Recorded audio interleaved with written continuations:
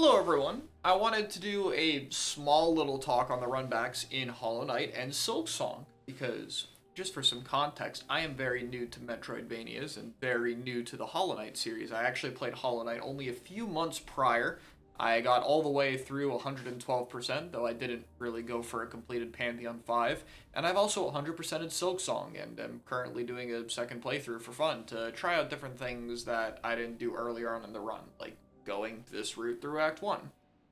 Anyway, I've seen a lot of discussion around the runbacks, which, if you don't know, is usually when your respawn point is a little bit far away from the boss and you have to do some kind of challenge before being able to attempt the boss again.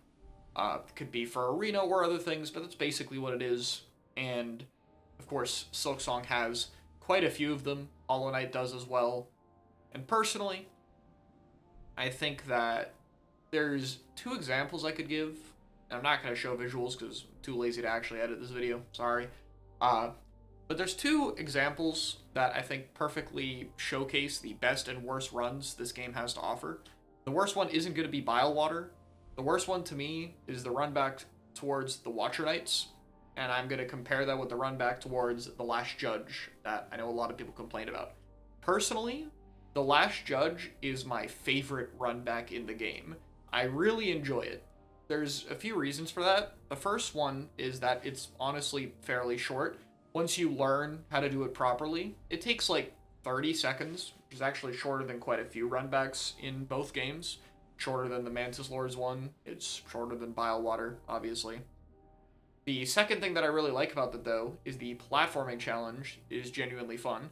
There's a few different small changes you could do to the route to get there, but for the most part, it's just executing very similar platform moves that are overall fun to do with the moveset that you have. And it turns an area that originally took you a few minutes and possibly a few deaths to get through into an area you can breeze past in 30 seconds. It's pretty satisfying. And cool part for me was every time I returned to that area, because you do have to pass through that a few times, is yeah, it became very easy to do it again afterward because I had so much experience platforming through it because I definitely took a few times on the Last Judge when I played it. What I don't like about the Watcher Knights is that the run back feels kind of just boring. You're standing on elevators or wall jumping through elevators to go slightly faster and just have generally a lot of waiting around. There's not really a challenge. You just have a 30-second, 40-second something cutscene before the boss actually begins. And that's just not really very fun. Now, to be fair, I do think it just being platforming focused doesn't inherently make it good. Bile Water's runback is extremely platforming focused, and I don't think it's good either. I don't hate it as much as I do the more boring runbacks, but I do feel like Bile Water was intentionally pushing an idea to its extremes, not just the run back, but the arena before the boss as well. And like even the bench you could find was probably just a little bit too far for me. But that could be my own personal preference, and that's fair. To me, like, I'd rather have a run back be long and annoying if there is at least a semblance of a challenge there. But I think this was more of an issue in Hollow Knight where the runbacks were just long to be long.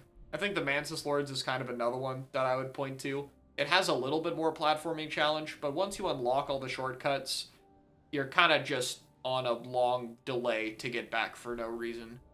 And again, none of these are like completely awful or anything. I 100%ed both games. They were very fun.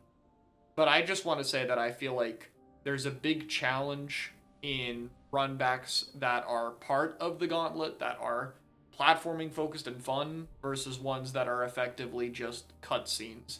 If you make a runback and it is engaging and you can meaningfully see progress, that meaningfully shaves off the amount of time it takes to do the run back and the lack of damage you take, then I'm cool with it. I'm a platforming fan. I like that kind of thing. More chances to do platforming gauntlets are cool for me. If it's a cutscene, just put the respawn point next to the boss, man. There's no point.